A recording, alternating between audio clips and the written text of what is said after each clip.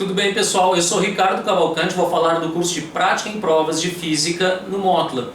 Esse é um curso de alta performance, adequado para o aluno que quer ter uma visão mais sucinta da teoria de física e aplicar em sala de aula a resolução de questões de vestibulares e Enem.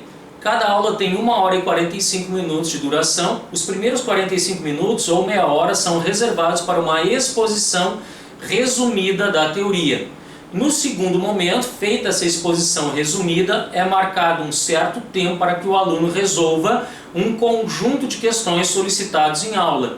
Feitas essas questões nesse tempo marcado, o último momento é destinado à resolução das dúvidas e das questões que foram solicitadas. Essa abordagem dada em cada aula é extremamente eficiente, claro, para se adquirir conhecimento de forma concreta, mas também trabalha-se várias habilidades. A habilidade de trabalhar com tempo marcado, ou seja, perde-se o medo e acaba se estabelecendo estratégias de solução de questões. Ao perder o medo, o aluno ganha autoconfiança para resolver questões de vestibulares e Enem. E um dos pontos mais importantes, a maior interação entre professor e aluno. O fato de que em sala de aula o aluno já resolve todas as suas dúvidas na resolução das questões. O material do curso é exclusivo do curso Motla e é 100% elaborado por mim ao longo de pelo menos 30 anos de experiência que eu tenho na didática do ensino de física. Para esse material estão compostos 2 livros, Teoria e Testes. Cada um deles compõe pelo menos 800 testes, com grande maioria dessas questões resolvidas por escrito e também grande parte dessas questões com acesso via QR Code para resolução em vídeo. Também disponibilizo 2 livros Enem com todas as questões solucionadas por escrito e um livro de revisão com teoria resumida e novos testes. Além dos livros, eu entrego também os chamados materiais de apoio, resumos com simulados parciais. Toda vez que eu termino um tópico, eu entrego um resumo bastante completo daquele tópico já abordado, com questões adicionais que são um simulado daquele assunto já trabalhado. Aqui acompanha a resolução de todas as questões. Um Memorex, que é apenas um resumo mais curto com as informações mais essenciais daquele assunto já abordado.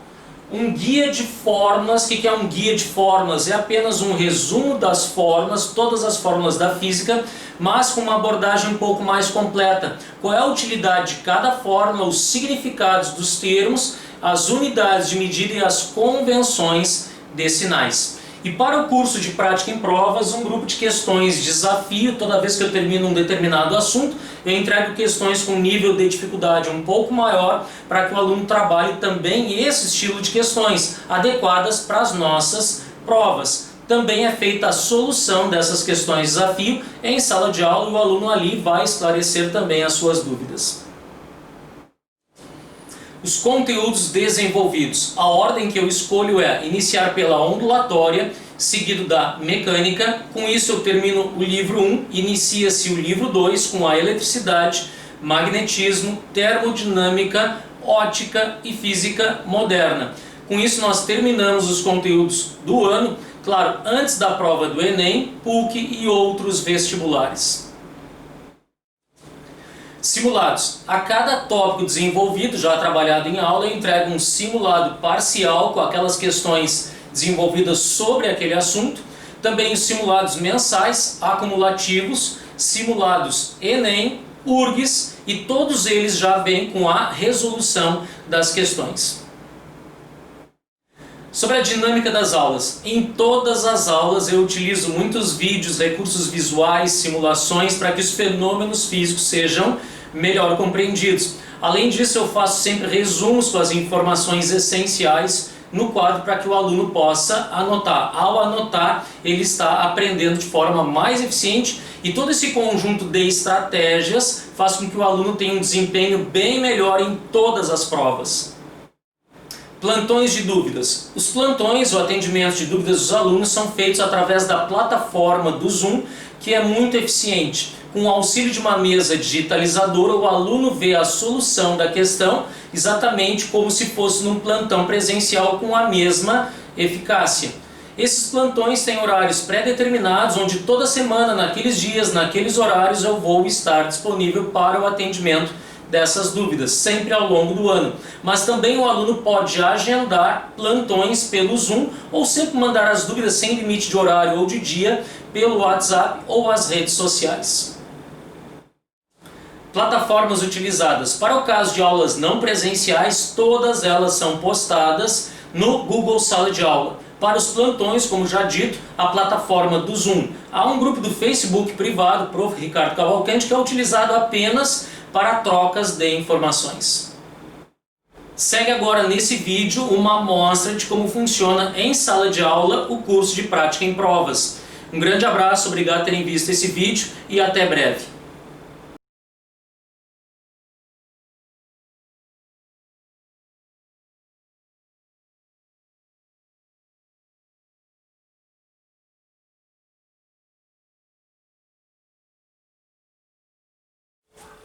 Pessoal, iniciamos agora a radioatividade, que é um conteúdo comum às disciplinas de Química e Física, com enfoques ligeiramente diferentes. A abordagem que se dá na Física difere um pouco daquela abordagem que se dá na disciplina de Química.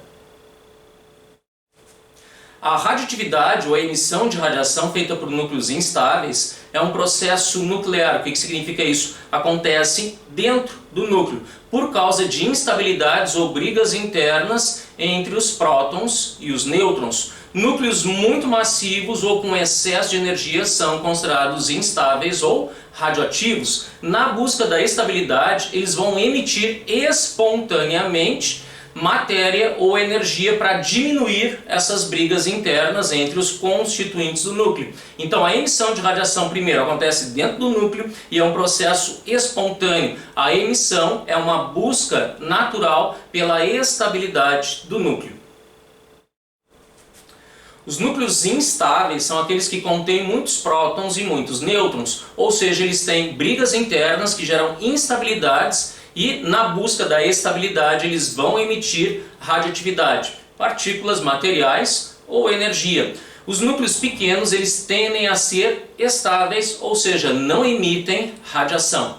Quais são os três tipos de radioatividade ou de radiação que os núcleos instáveis emitem? Digamos que nós tenhamos aqui um núcleo qualquer de algum elemento radioativo, esse núcleo, portanto, é instável, ele pode emitir partícula alfa. O que é a partícula alfa? É um núcleo de hélio, ou seja, 2 prótons e 2 nêutrons. Ele também pode emitir, notem que os núcleos eles têm prótons e nêutrons. É estranho o mundo nuclear, mas um núcleo pode emitir um elétron ou pósitron. Ou seja, o pósitron é uma partícula exatamente igual ao elétron, só que com carga positiva. Então podem sair pedaços do núcleo, prótons e nêutrons, uma partícula alfa, que é o núcleo de hélio, pode sair um elétron, e essas são as emissões materiais, são emissões de partículas feitas pelos núcleos instáveis. Mas também pode sair pura energia sem massa, ou seja, a energia eletromagnética através de fótons de raio gama. Então essas são as 3 emissões radioativas que um núcleo instável pode emitir. Notem, partícula alfa, núcleo de hélio, o beta, que é um elétron ou pósitron, muito mais comum um elétron. Se a questão não disser nada, considerem que é um elétron. Se for um pósitron, vai ficar claro na questão. E pode ser um fóton ou pura energia. Então as emissões materiais de radioatividade são as emissões alfa e beta, são partículas com massa, e a emissão de pura energia é a emissão gama. Notem que o fóton não tem nem carga nem massa.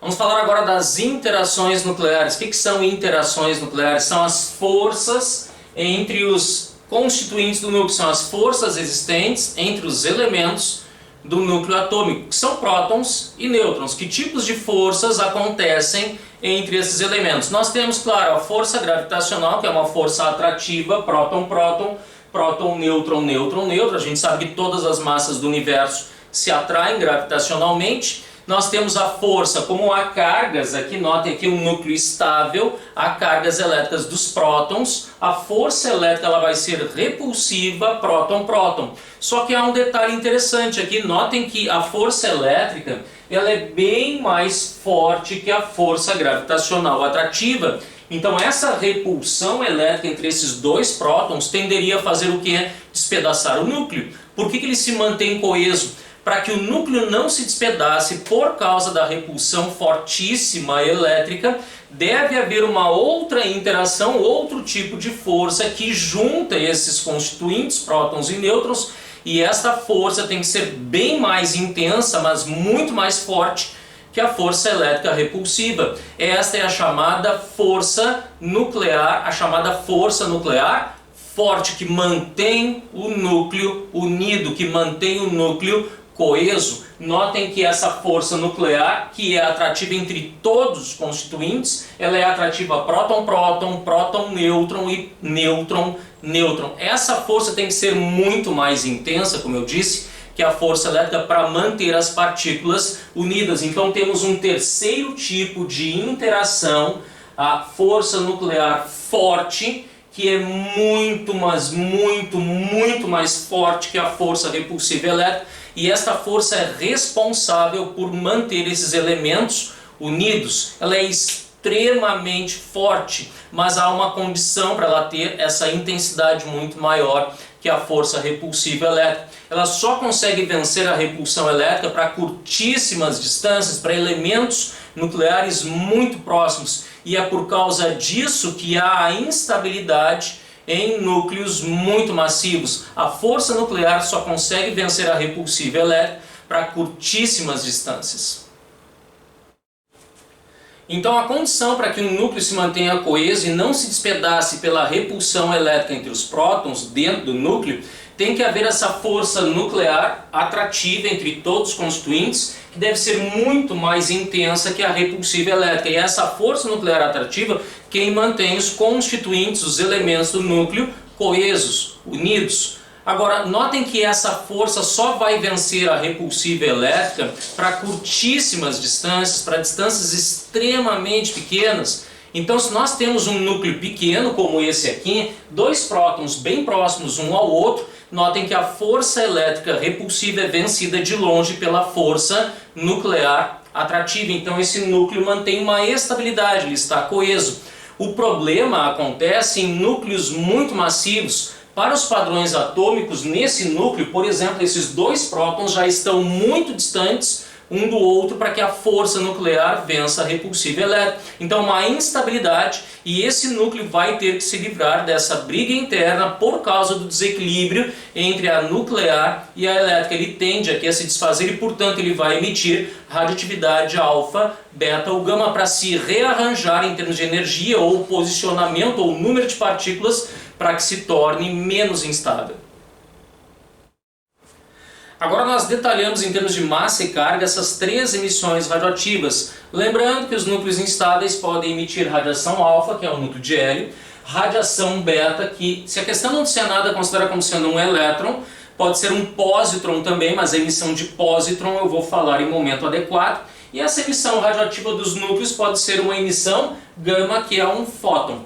As emissões com massa são as emissões alfa e beta. Lembrem que o fóton não possui massa. Então agora nós caracterizamos essas propriedades dessas três emissões. Digamos que aqui eu tenho um núcleo emissor alfa. Então as instabilidades internas fazem com que ele emita uma partícula alfa, que é um núcleo de hélio, constituído, portanto, de dois prótons e dois nêutrons. Qual é a carga dessa partícula? Notem que nós podemos quantificar a carga como sendo duas unidades de cargas elementares, são dois prótons. Lembrem que a carga elementar 1,6 vezes 10 na menos 19 coulombs. Então há duas cargas elementares através dos dois prótons constituindo o núcleo de hélio. Notem que a massa é 4 unidades de massa atômica, então o nêutron e o próton, cada um deles tem uma unidade de massa atômica de massa, chamado 1 UMA. Então esse núcleo de hélio, partícula alfa, tem 4 unidades de massa atômica. E um detalhe importante, notem que quando o átomo emite a emissão alfa, ele vai recuar por conservação da quantidade de movimento ou lei da ação e reação. Então dispara o alfa para frente, o átomo recua para trás, como o disparo de uma arma no mundo material que nós conhecemos. Então no mundo quântico também acontece o recuo do átomo ao disparar alguma emissão radioativa. Então nós podemos colocar números aqui. Eu posso colocar 4 de massa e mais 2 de carga, onde esse 2 significa, como eu disse, 2 cargas elementares, as cargas dos 2 prótons. Passamos agora à emissão beta. Lembre, a emissão beta, se a questão não disser nada, é uma emissão de elétron. Então digamos que eu tenho um núcleo instável, emissor beta. Quando ele emite a partícula beta para frente, ele recua para trás. O mesmo que acontece com a emissão alfa. Agora notem que a partícula beta, sendo um elétron, a massa não é zero, é 0 unidades de massa atômica. Lembrem que o elétron é uma partícula massiva, ele tem uma carga menos e, ou seja, uma carga elementar negativa, então nós colocamos coeficientes aqui 0.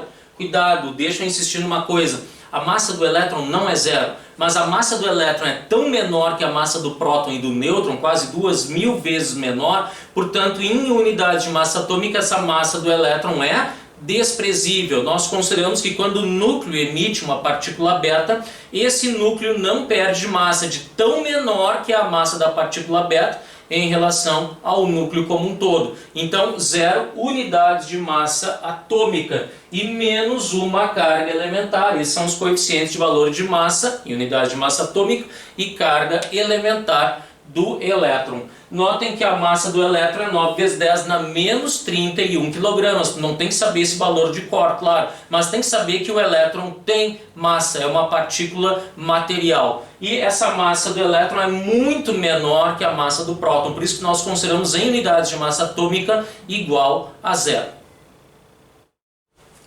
Então a última emissão radioativa é a emissão gama. Aqui nós temos um fóton. O núcleo instável ele pode se livrar de energias por causa dos posicionamentos dos prótons e nêutrons no núcleo. Quando eles se reordenam lá dentro, fazendo transições internas ao núcleo, eles vão emitir excesso de energia na forma de fóton de raio gama. Notem que o núcleo também recua, o átomo vai recuar na emissão gama, mesmo que o fóton não tenha massa. A gente sabe que o fóton tem massa igual a 0, carga elétrica igual a 0 também. Há um recuo do átomo por causa da dualidade onda-partícula. Lembrem que o fóton, mesmo não possuindo massa, ele tem quantidade de movimento. Então o átomo vai recuar ao disparar a partícula gama, mesmo que ela não tenha massa, porque ela tem quantidade de movimento. Há uma conservação da quantidade de movimento do sistema átomo mais a emissão radioativa gama. Então notem que a partícula gama colocamos coeficientes 0 de massa e 0 de carga. Ela é pura energia eletromagnética. Sobre o poder de penetração dessas três emissões, alfa, beta e gama, nos meios materiais sólidos, este poder de penetração aumenta de alfa para beta e para gama. Notem que a partícula mais penetrante na matéria é a partícula gama, justamente porque não tem nem massa nem carga. Então a partícula gama só é freada por uma lâmina de certa espessura de chumbo. Já a partícula beta ela é freada numa lâmina de alumínio e atravessa determinados materiais sólidos. A partícula alfa, por ter muita massa para os padrões atômicos, notem que ela é freada já numa folha de papel. Então o poder de penetração em meios materiais sólidos aumenta de alfa para beta e para gama. A gama é a mais penetrante em sólidos.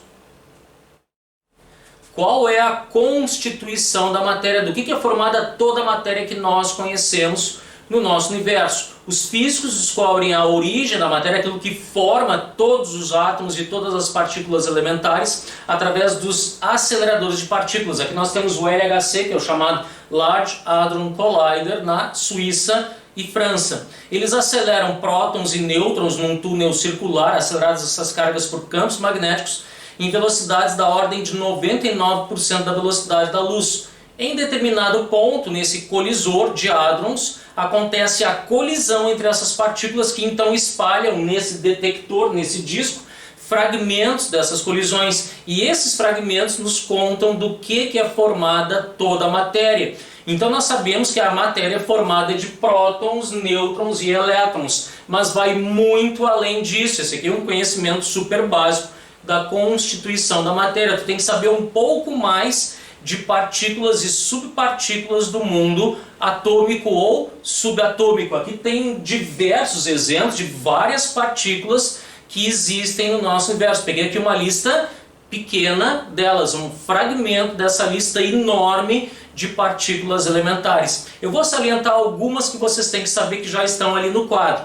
Vocês têm que saber da existência, é claro, do elétron, vocês têm que saber da existência do neutrino, que em momento adequado eu vou falar. Vocês têm que saber da existência também do antineutrino, do pósitron, que é uma partícula igual ao elétron, de mesma massa, mas carga positiva. Vocês têm que saber também da existência do quark up e do quark down. Tem um monte de tipos de quarks. Então, basicamente, é isso que vocês têm que saber além do básico.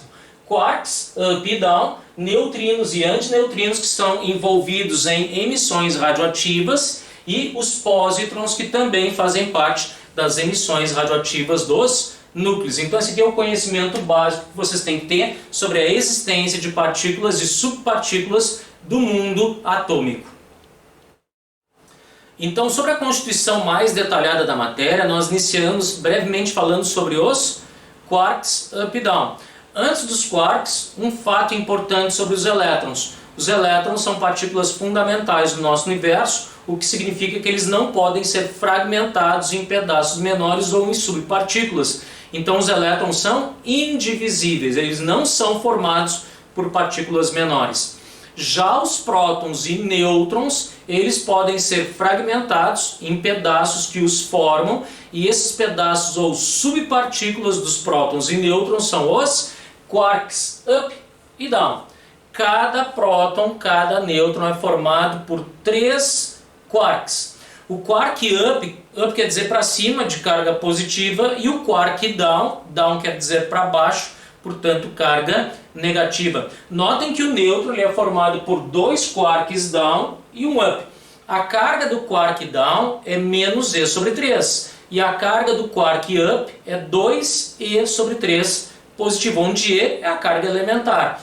Percebam que se eu somar a carga de 2 quarks down com um up, menos E sobre 3, menos E sobre 3, mais 2E sobre 3, vai dar uma carga total do nêutron igual a 0. Já o próton é formado por 2 quarks up e um quark down. Se eu somar as 3 cargas desses 3 quarks do próton, mais 2E sobre 3, 2E sobre 3, menos E sobre 3 vai dar uma carga mais E. Então a carga do próton e do nêutron é na verdade uma carga do somatório das cargas dos 3 quarks que formam cada um deles. Então não esqueçam, tá? Prótons e nêutrons, que aliás podem ser chamados de hadrons, prótons e nêutrons podem ser chamados de hadrons, eles são divisíveis em 3 quarks cada um. Percebam que surgiu uma nova interação no nosso estudo, que é a interação nuclear. Então, lembrando as 4 forças fundamentais do universo, as interações fundamentais da natureza. A força gravitacional, que é sempre atrativa entre as massas, a força de natureza eletromagnética, destacam-se 2, a força elétrica e a força magnética, ambas podem ser atrativas ou repulsivas, e a novidade que é a força nuclear.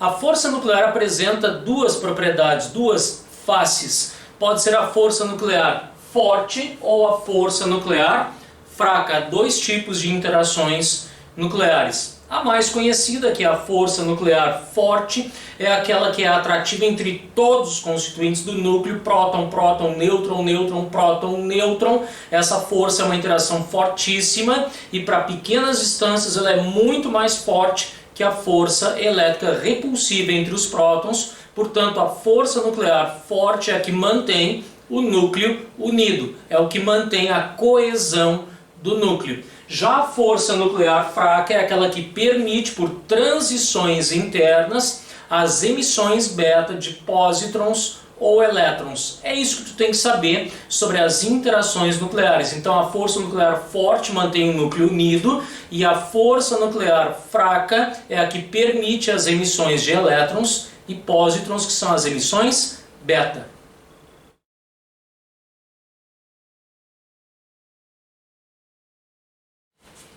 Agora nós abordamos as leis das emissões alfa e beta, que são as emissões em que o núcleo instável, emissor de radiação, sofre o processo de transmutação. Quando ele emite partículas alfa ou beta, ele muda para um outro núcleo, para um outro elemento da tabela periódica, menos instável do que era antes de emitir a radiação. Nas leis da radiação alfa e beta, nós temos uma equação com uma soma constante dos coeficientes dos termos associados a esse tipo de emissão radioativa. Lembrem que a emissão radioativa alfa, a partícula alfa, que é um núcleo de hélio, tem 4 unidades de massa atômica e 2 cargas positivas. As partículas beta, agora nós vamos ter que abordar a emissão beta positiva e a emissão beta negativa. A mais comum delas, a emissão beta negativa, é um elétron, 0 unidades de massa atômica e menos 1 de carga. Pósitron, emissão beta positiva, 0 unidades de massa atômica e uma carga elementar positiva, a carga da partícula beta positiva.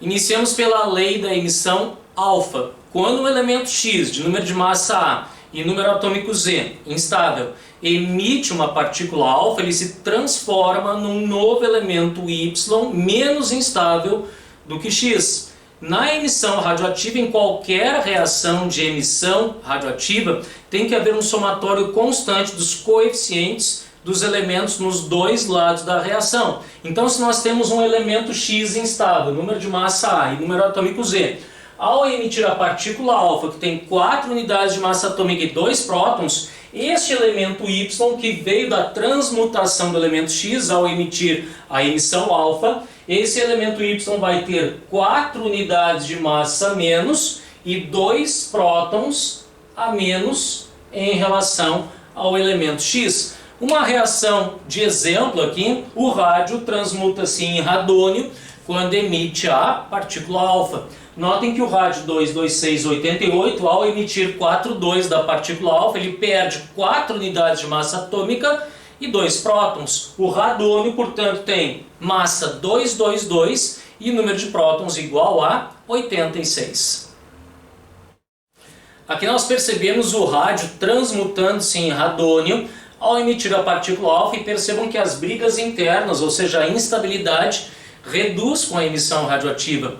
Toda emissão radioativa alfa ou beta, que é a emissão de carga, massa ou as duas coisas, vai provocar o que pode se chamar de transmutação desse núcleo original. Então aqui nós temos o elemento X, rádio 226, transmutando-se em elemento Y, radônio 222. Esse elemento novo da transmutação de X pela emissão alfa tem 4 unidades de massa atômica a menos e 2 prótons a menos. Nas montagens das reações de emissão nuclear, notem que a soma dos coeficientes, como eu já disse, tem que dar uma constante. A menos 4 mais 4 dá A e Z menos 2 mais 2 dá Z. Em toda emissão radioativa tem que haver um equilíbrio da soma dos coeficientes dos dois lados da expressão da montagem desta reação. Agora é a vez da emissão beta e nós iniciamos pela mais comum delas, que é a emissão de beta negativo, ou seja, o elétron. Na emissão beta negativa, o elemento X transmuta-se em um novo elemento Y, não por perda de massa, mas por causa da carga da partícula beta, que é uma carga elementar positiva. Então vai haver uma mudança no número de prótons dentro do núcleo por causa da emissão beta negativo. Notem que nós temos aqui como exemplo de beta negativo o tório 23490 virando protactínio 23491. Como em qualquer reação de emissão radioativa, o somatório dos coeficientes dos dois lados da reação tem que ser exatamente o mesmo. Então percebam que aqui o elemento Y ele vai ter a mesma massa que o elemento X, porque somado com 0, A mais 0 dá A. Então esse elemento Y é um isóbaro do elemento X. Agora, como nós temos menos 1 de carga na partícula beta, o que somado com menos 1 dá Z? Z mais 1. Então esse elemento Y vai ter um próton a mais que o elemento X. Então ocorreu aqui uma transmutação nuclear. Notem que o protactínio é um isóbaro do tório, mas ele tem um próton a mais no seu núcleo. Aqui nós visualizamos o tório transmutando-se em protactínio ao emitir a partícula beta negativo, que é o elétron. Então aqui há uma transmutação do núcleo, tório 234 90, vira protactínio 234, portanto o isóbaro do tório, mesma massa, mas um próton a mais, ou seja, 91 prótons no seu núcleo. Notem que nós temos aqui mais uma partícula sendo emitida além do elétron, e tu tem que conhecer essa parte da emissão beta negativo. Surge na emissão por causa da lei da conservação da quantidade de movimento, do recuo do átomo, surge ali uma partícula chamada de antineutrino. Então, para completar esta reação, nós temos ali uma partícula de massa praticamente nula e carga igual a zero, que é o antineutrino, que faz parte da emissão beta negativa. Então o somatório dos coeficientes dos dois lados da reação é o mesmo, mas tu tem que conhecer que na emissão beta tem sempre um antineutrino quando o beta for negativo. Uma pergunta interessante sobre a emissão beta negativa: de onde é que vem esse próton a mais que surgiu no núcleo? Sim, porque o protactínio tem 91 prótons, enquanto o tório, o elemento original do decaimento, tem 90 prótons. Esse próton que surge a mais, deixa eu contar uma verdade para vocês: nêutrons podem se transformar em prótons e vice-versa. O que acontece na emissão beta negativa, ou seja, quando o núcleo emite um elétron mais o antineutrino, é porque um nêutron, na realidade, ele se transformou em um próton. Então esse próton que surge a mais foi uma transformação de um nêutron que, através de uma mudança dos seus quarks, pela instabilidade do núcleo, ele acaba emitindo um elétron mais um antineutrino, e nesse processo o nêutron se transforma em próton. Daí vem o próton que surge a mais no núcleo. Agora, por fim, nós temos a análise da emissão beta positiva. Lembrando que beta positivo é um pósitron que tem a mesma massa do elétron, mas uma carga elementar positiva. Ou seja, os coeficientes da partícula beta são 0 de massa e mais 1 de carga. Temos aqui um exemplo de uma emissão beta positivo, o magnésio 2312. Quando ele emite um pósitron, ele transmuta-se em sódio 2311. Este sódio, notem, é um isóbaro do magnésio, mas ele tem um próton a menos. Então aqui, para dar uma constância no somatório dos coeficientes dos dois lados da reação, esse elemento Y, ele é um isóbaro de X, que é o elemento original da reação, mas o que somado a mais 1 dá Z? Aqui eu devo ter um elemento Y, Z menos 1. Portanto, vai ter um próton a menos o elemento Y em relação ao elemento original X. Ao visualizar a emissão beta positivo do magnésio transmutando-se em sódio ao emitir o pósitron, nós percebemos que há alguém a mais nessa emissão, assim como havia lá na emissão do elétron, a emissão beta negativa, um companheiro dessa emissão que está sempre junto, que é o antineutrino pela lei da conservação da quantidade de movimento do sistema. Aqui na emissão beta positivo também vai aparecer a emissão junto com o pósitron de um neutrino, que é uma subpartícula que tem que acompanhar o neutrino pela mesma razão da emissão beta negativa, a conservação da quantidade de movimento do sistema. Então, se lá na emissão beta negativo tinha um antineutrino, nós temos aqui, acompanhando a emissão beta positiva, a emissão do pósitron, o neutrino de massa praticamente igual a zero e carga igual a zero. Então, se na emissão do beta negativo tinha um antineutrino, na emissão do beta positivo nós temos o neutrino. A mesma pergunta que eu fiz lá para a emissão beta negativa: como é que surge um próton a mais? Olha, um nêutron vira um próton por causa de transformações dos quarks dentro desse nêutron. Detalhes que vocês não têm que conhecer. Agora eu pergunto mesmo, como é que fica um próton a menos na emissão beta positiva? Porque nesse caso vai acontecer o oposto. Se um nêutron pode virar um próton, o contrário também é verdadeiro. Nessa emissão de um pósitron mais um neutrino, um próton na verdade vira um nêutron, e daí o elemento mantém a massa, mas fica com um próton a menos. Então em toda emissão beta positiva, emissão de pósitron, que vem acompanhada do neutrino, nós temos que um próton vai virar um nêutron. Então, em resumo, são essas as leis das emissões radioativas. Um elemento X radioativo, emissor alfa, ao emitir o núcleo de hélio, partícula alfa, 4,2, ele transforma-se em um elemento com 4 unidades de massa a menos e 2 prótons a menos no núcleo.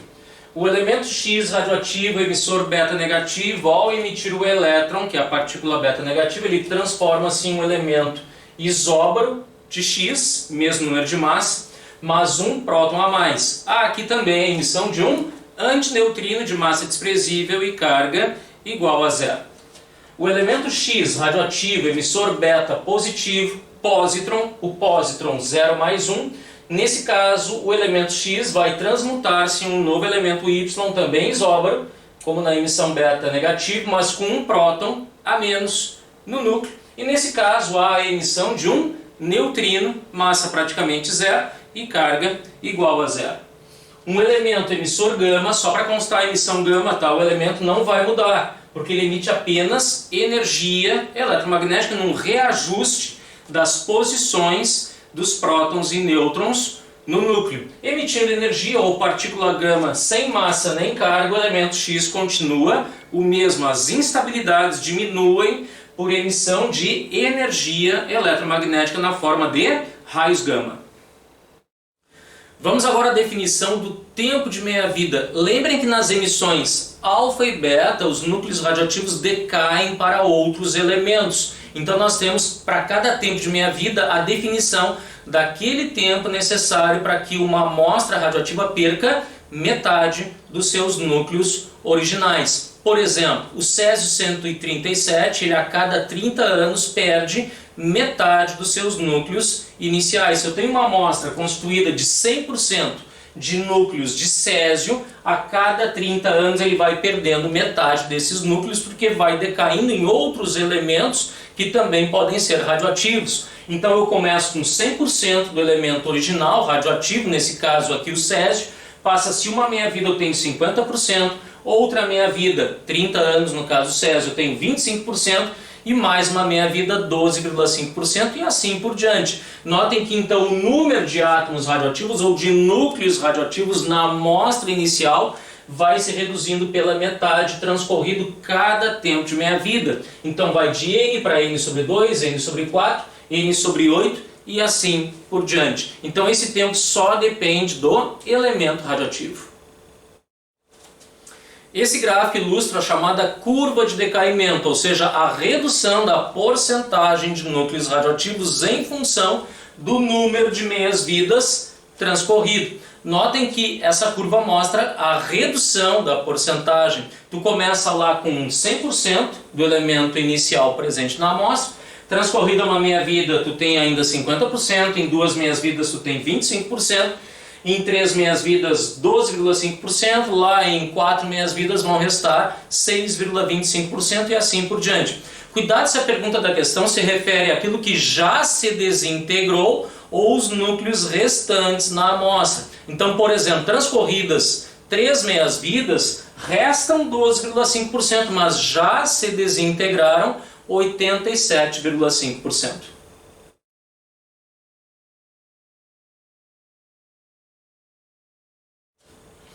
Agora nós entramos nos conceitos que envolvem os processos de fissão e fusão nuclear. O que seria a fissão nuclear? É quando tu quebra núcleos pesados em fragmentos menores. E a fusão nuclear é justamente o oposto, quando tu une núcleos leves em núcleos mais pesados. Então fusão nuclear significa juntar núcleos leves, fissão nuclear significa fragmentar núcleos pesados. Algo que é comum aos dois processos, isso é extremamente importante. Nos dois processos há energia liberada, são dois processos de liberação de energia, a famosa energia contida no núcleo. Tanto a fissão, ou seja, fragmentar núcleos, quanto a fusão, juntar núcleos, significa liberar gigantescas quantidades de energia. Aqui nós temos uma ilustração que mostra onde ocorrem fissões nucleares. Então as bombas atômicas de fissão, como Hiroshima e Nagasaki, e as usinas que produzem energia através da fissão nuclear também. Notem que esse exemplo ilustra a bomba de Hiroshima, que utilizou como combustível físsil o urânio-235. Então o nêutron atinge esse núcleo de urânio que se fragmenta, notem, libera energia na fragmentação, então ele se divide em criptônio mais bário e outros 2 ou 3 nêutrons. Notem que aqui vai acontecer o que se chama de reação em cadeia descontrolada. Se cada fissão de um núcleo de urânio libera uma certa quantidade de energia, se esses 3 nêutrons numa amostra atingirem outros 3 núcleos de urânio, tu vai ter 3, 9, 27 e assim por diante, cada vez mais energia liberada em pouquíssimo tempo. Isso aumenta o poder destrutivo da arma. Nas usinas nucleares, o processo é de reação em cadeia controlada. Nas bombas atômicas, o processo de reação em cadeia sai do controle e isso aumenta o poder destrutivo da bomba. Nas usinas nucleares, tu tem a chamada reação em cadeia controlada para que a usina não se autodestrua. Notem que em uma reação em cadeia, se um núcleo de urânio, por exemplo, fracionado por um nêutron que o atinge, libera outros 3 nêutrons, esses outros 3 nêutrons vão fragmentar ou fissionar outros 3 núcleos de urânio que vão liberar 3 energias, 9, 27 e assim por diante. Aumenta exponencialmente a quantidade de energia liberada numa reação em cadeia sem controle. Por isso que os reatores nucleares têm que utilizar as chamadas barras de controle dentro do reator para absorver a quantidade de nêutrons liberados. Os acidentes nucleares ocorrem quando as usinas perdem o controle na liberação de nêutrons e o reator se autodestrói. E claro, um dos grandes problemas gerados pelas usinas de fissão nuclear é a questão ambiental. O combustível nuclear dos reatores ele vai se deteriorando, vai gerando outros elementos radioativos que não servem mais para a produção de energia na usina. Então tu tem que descartar o combustível nuclear já deteriorado que está dentro do reator. Esse descarte tem que ser feito de maneira adequada. Então, ou tu coloca no subterrâneo, ou tu coloca no oceano, ou em cavernas profundas, ou em armazéns dentro de tonéis muito bem fechados e vedados que não permitam o vazamento de radiação. Analisamos agora o processo de fusão nuclear que ocorre quando núcleos leves se juntam e formam um elemento ou núcleo mais pesado. E como no processo de fissão, aqui se libera gigantescas quantidades de energia também.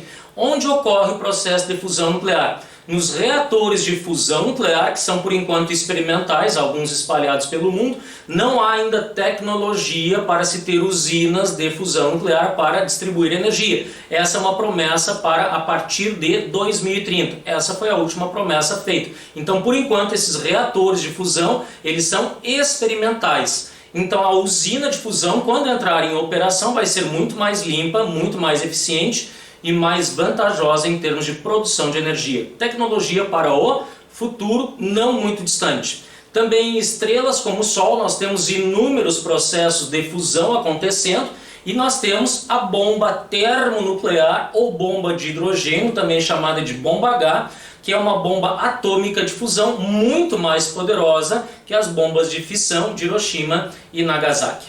Temos um exemplo aqui de fusão nuclear, que é o que acontece em maior quantidade no Sol. Essa é a fusão mais conhecida. 2 isótopos do hidrogênio, trítio e deutério, H31 e H21, colidem em altíssima energia cinética, em altíssimas velocidades, que devem acontecer em altíssimas temperaturas, da ordem de 1 milhão de graus Celsius. Ao colidirem, liberam energia e fundem-se formando um hélio e sobrando um nêutron.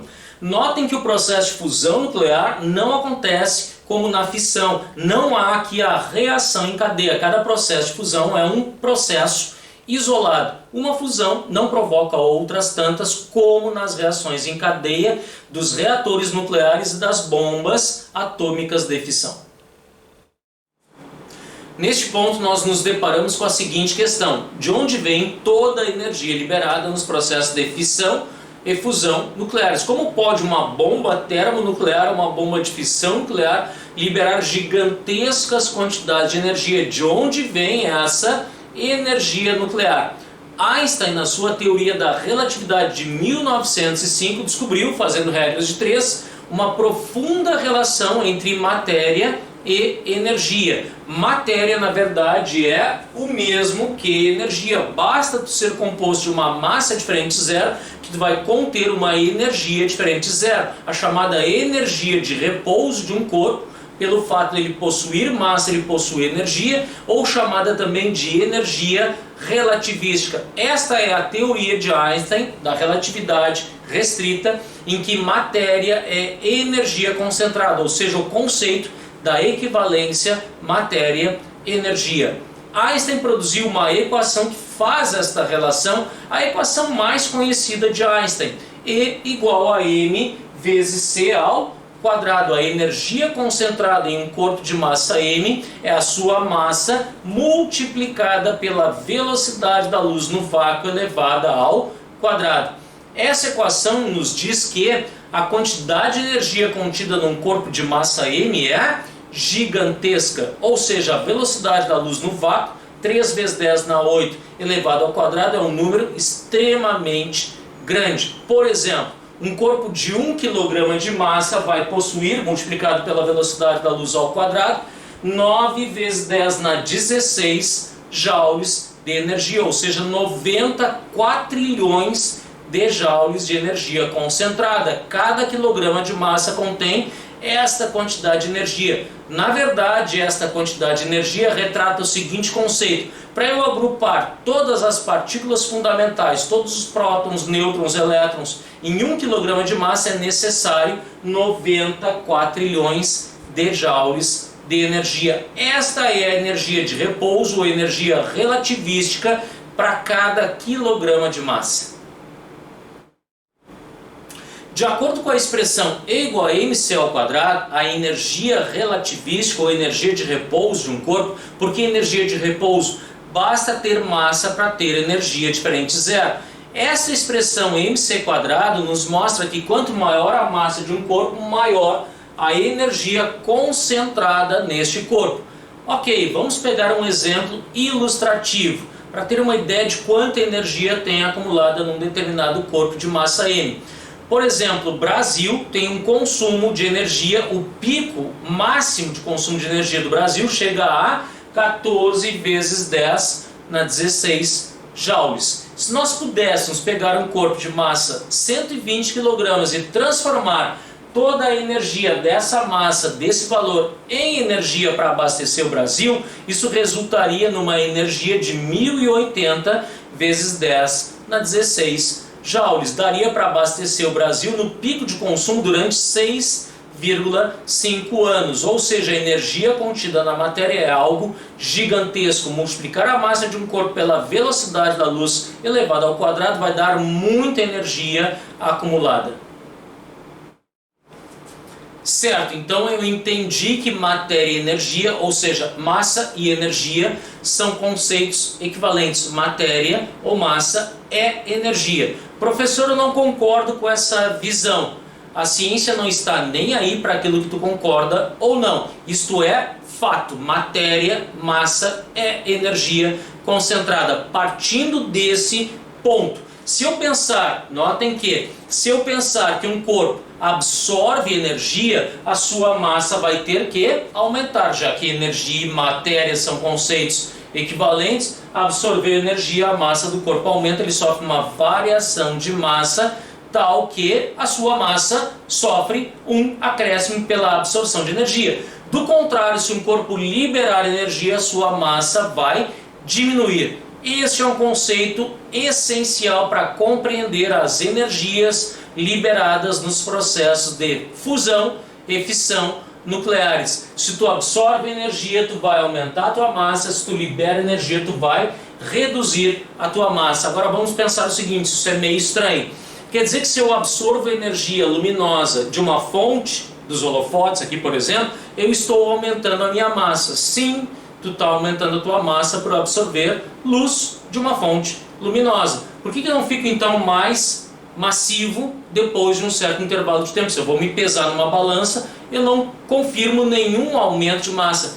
Porque no nosso mundo macroscópico, essas variações de massa são muito pequenas. Eu posso dizer que a variação de massa de um corpo é a energia que ele absorve ou libera, dividida pela velocidade da luz elevada ao quadrado. Então eu posso absorver alguma energia, mas essa variação de massa, porque ela é dividida pela velocidade da luz elevada ao quadrado, vai dar um valor extremamente pequeno. Então no nosso mundo macroscópico, absorver energia ou liberar energia, por exemplo, de uma fonte luminosa, não nos dá uma variação de massa perceptível. Essas variações são extremamente sutis no nosso cotidiano. Mas no mundo microscópico, essas variações de massa já não são tão sutis assim, como ocorre nos processos de fusão e fissão nucleares. Então, quem é essa famosa energia nuclear que libera tanta quantidade de energia nos processos de fusão e fissão nucleares? Notem que nós temos energia liberada nos dois processos. Então, essa energia liberada vem de conversão de matéria ou de massa em energia. A energia liberada nesses dois processos é a variação de massa que acontece nos dois, fusão e fissão, multiplicada pela velocidade da luz elevada ao quadrado. Portanto, se há energia liberada nos processos de fissão e fusão, significa que a massa nesses dois processos diminui, ou seja, a massa dos produtos da fusão e fissão é menor que a massa dos reagentes nesses dois processos, ou seja, a massa final é menor que a massa inicial. Então, tanto na fusão quanto na fissão, nós temos uma redução de massa no processo, porque há gigantesca quantidade de energia liberada. Ok, não acredita na conversão de matéria em energia? Faz o seguinte experimento aí na tua casa. Pega agora mesmo 2 núcleos de urânio e coloca nos pratos de uma balança. É claro que massas iguais, um núcleo em cada prato, a balança vai ficar equilibrada na horizontal. Pega uma marreta e dá-lhe uma marretada bem forte neste núcleo de urânio. Ao dar uma marretada neste aqui, vai haver um fracionamento, vai haver uma fissão e a balança vai desequilibrar. Por quê? Quando tu fissiona o núcleo de urânio, tu vai ter uma liberação de energia, ou seja, vai haver uma redução de massa daquele núcleo fracionado ou fissionado. Notem que ao liberar energia a massa diminui, ou seja, na fissão nuclear a massa dos produtos é menor que a massa dos reagentes. Por quê? Porque parte da matéria ou massa foi convertida em energia, que neste caso é liberada no processo de fissão nuclear. Segundo experimento, para tu te convencer de uma vez por todas que matéria e energia são conceitos equivalentes ou interligados. Pega numa gaveta 2 pares de trítio e deutério e coloca um par em cada braço de uma balança. Pega um fósforo, acende e aquece esses dois aqui, trítio e deutério, a 1 milhão de graus Celsius. Quando eles tiverem energia cinética suficiente para colidirem e se fundirem, notem que eles vão formar um hélio e vai sobrar um nêutron, e esse sistema que se formou os produtos da fusão tem menos massa que os reagentes, por isso que a balança desequilibra-se, porque esse conjunto, ao se fundir, liberou energia. Se libera energia, tem que haver uma redução de massa desse sistema. Então não esquecer que no mundo quântico, ou seja, em nível atômico, quando há redução de massa, há liberação de energia, ou vice-versa. Percebam que na fissão esse é um processo que ocorre essa liberação de energia e a massa dos produtos é menor que a massa dos reagentes. O mesmo ocorre na fusão nuclear. A massa dos produtos, ou seja, a massa do hélio mais a massa do nêutron é menor que a massa do trítio somada à massa do deutério. Havendo liberação de energia, essa massa após o processo tem que ser menor que a massa antes do processo. E a quantidade de energia liberada nos dois processos, fissão e fusão, é exatamente igual à redução de massa, ou seja, o ΔM, variação da massa, multiplicada pela velocidade da luz ao quadrado. Então grava, nos dois processos, fissão e fusão, por haver liberação de energia, a massa nesses dois casos vai reduzir.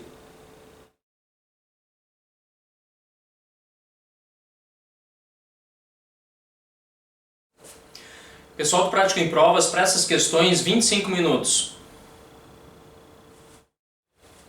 Questão 31 sobre decaimentos de dois elementos. O urânio que decai em netúnio e o netúnio que decai em plutônio ao emitirem radiações. A pergunta é que tipo de emissões são essas nesses dois casos. Notem que quando o urânio 23992 vira netúnio 23993, o netúnio tem um próton a mais no núcleo, mas ele é um isóbaro do urânio, portanto essa emissão só pode ter sido beta, menos 1 de carga e 0 de unidades de massa atômica.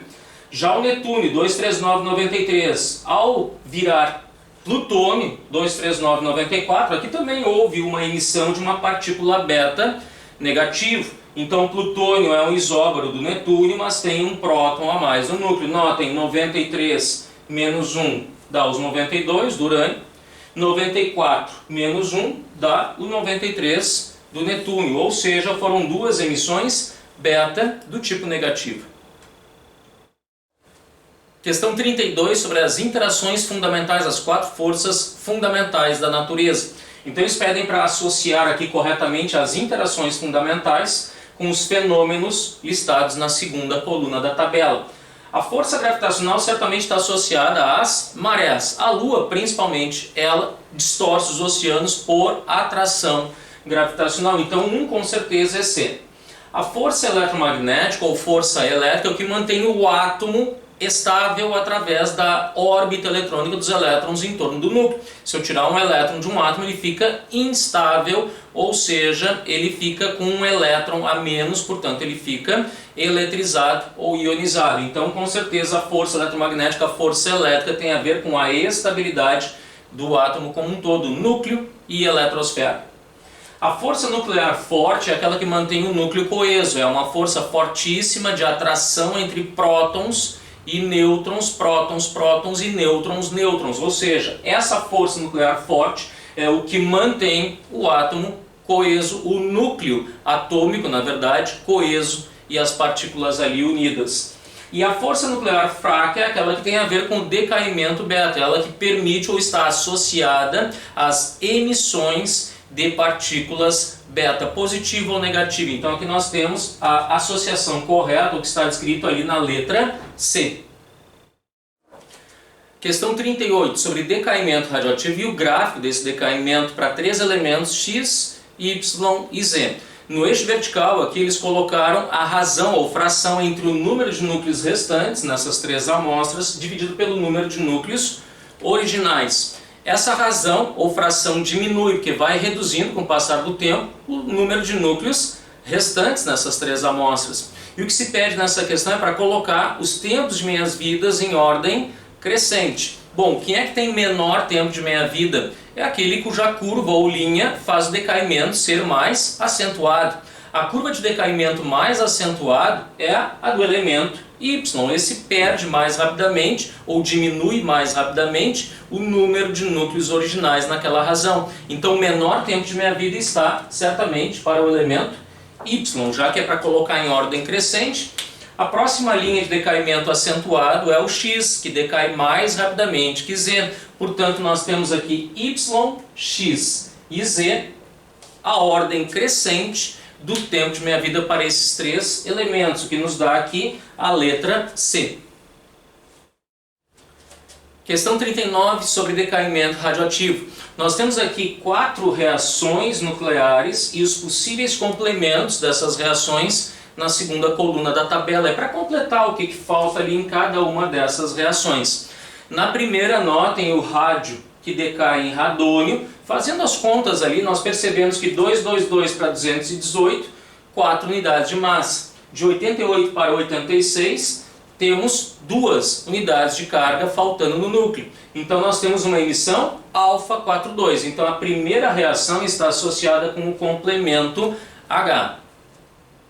Na segunda reação, o promécio, que continua sendo promécio ao emitir alguma coisa que não deve ter nem massa, nem carga, ou seja, só pode ser a emissão gama, fóton de raio gama. Emitiu a energia para se tornar menos instável. Temos então aqui na 2 o complemento F.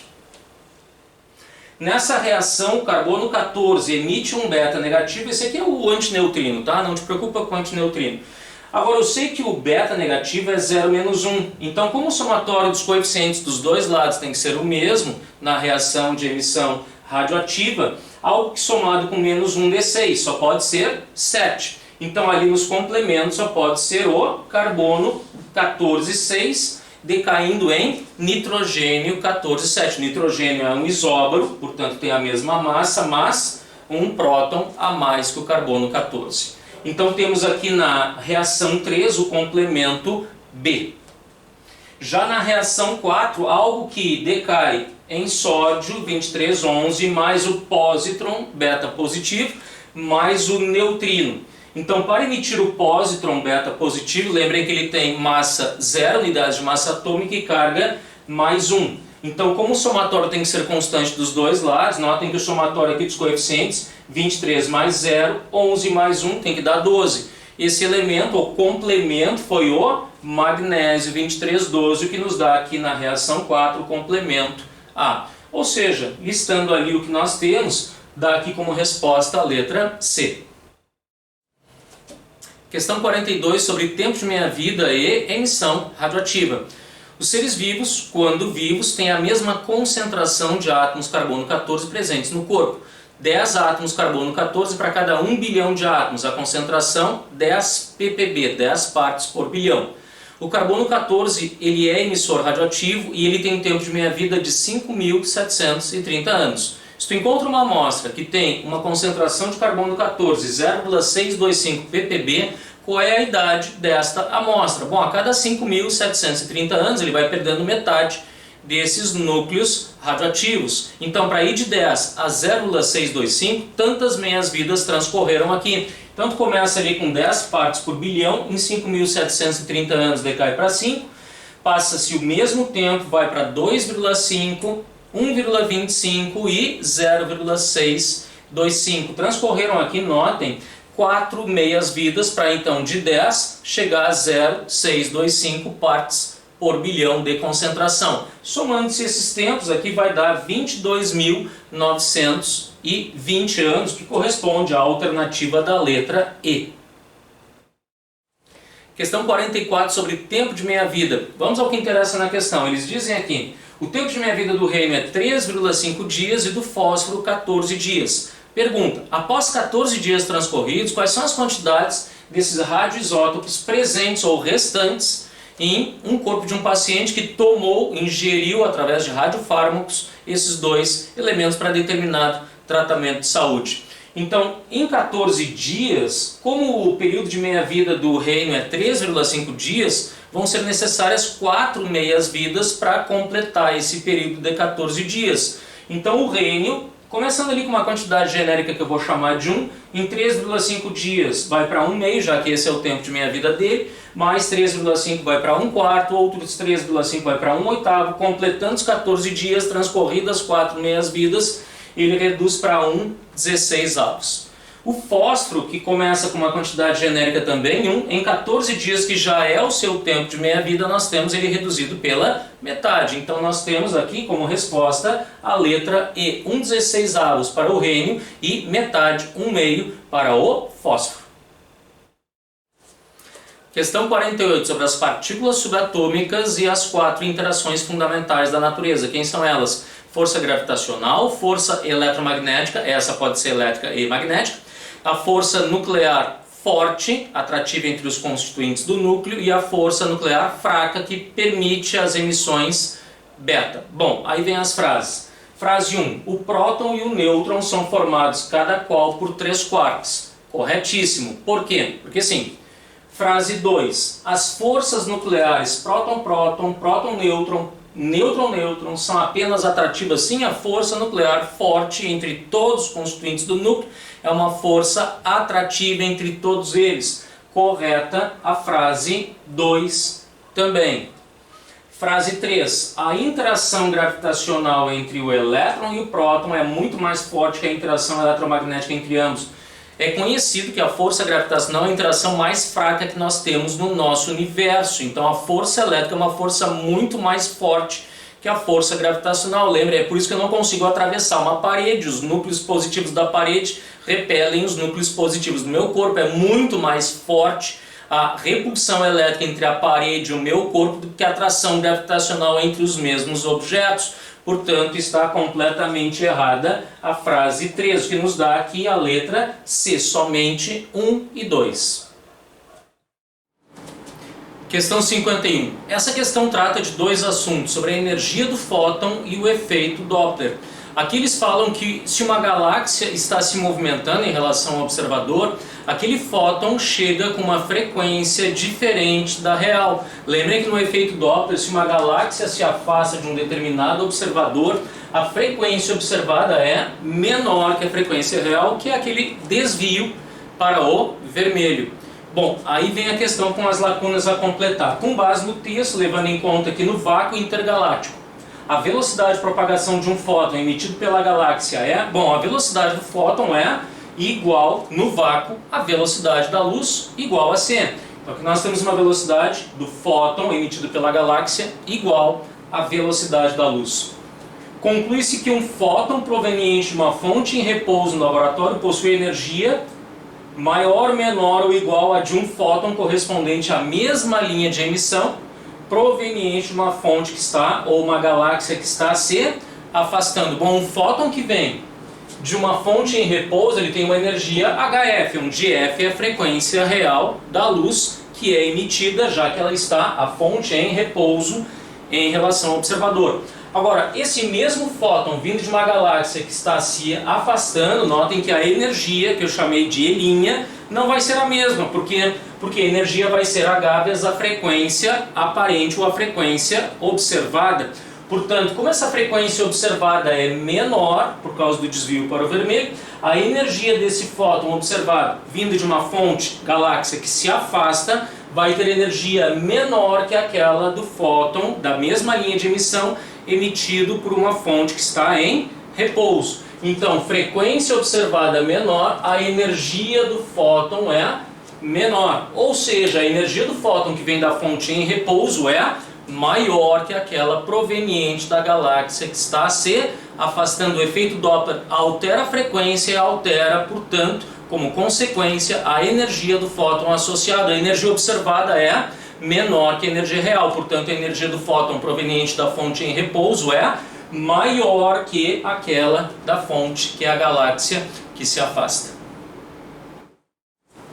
Questão 52. Aqui eles escrevem o exame de tomografia por emissão de pósitrons que se utiliza da aniquilação de um paraelétron-pósitron na emissão de dois fótons, ou seja, matéria é convertida em energia. Considerando uma perda de 2 vezes 10 na menos 26 kg num determinado exame, aí vem as frases para analisar. Frase 1. A energia emitida na forma de fótons a cada segundo devido à aniquilação dos pósitrons e elétrons é de 1,8 vezes 10 na menos 19 joules. Utilizando a expressão E igual a delta mvc ao quadrado, a perda de massa vezes a velocidade da luz ao quadrado dá a energia liberada no processo. Como essa perda de massa é 2 vezes 10 na menos 26 kg, escrito no enunciado, a velocidade da luz ao quadrado já coloquei ali 9 vezes 10 na 16, correto, 1,8 vezes 10 na menos 9 joules, a energia liberada nessa aniquilação do par elétron-pósitron. A frase 1 está correta. Frase 2. Ocorre conservação de energia, já que a energia associada à massa do par elétron-pósitron se transforma inteiramente na energia dos fótons. Certíssimo. Primeiro, conservação da energia total de um sistema sempre vai acontecer, então eu posso considerar que a energia da matéria é convertida em energia radiante dos fótons. A frase 2 está correta.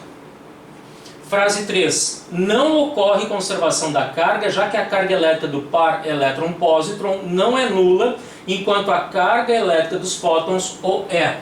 Errado. Primeiro, que a conservação da carga total de um sistema acontece sempre. É uma das leis de conservação da física. Se eu considerar aqui que a carga do elétron e do pósitron, cada uma delas é mais E do pósitron menos E do elétron, a carga total desse sistema é E mais menos E. Ela é igual a zero. A carga total do par elétron-pósitron é zero. E a carga total dos dois fótons emitidos também é igual a zero. Então dizer que não é conservada a carga já está errado por si só, porque contraria o princípio de conservação da carga.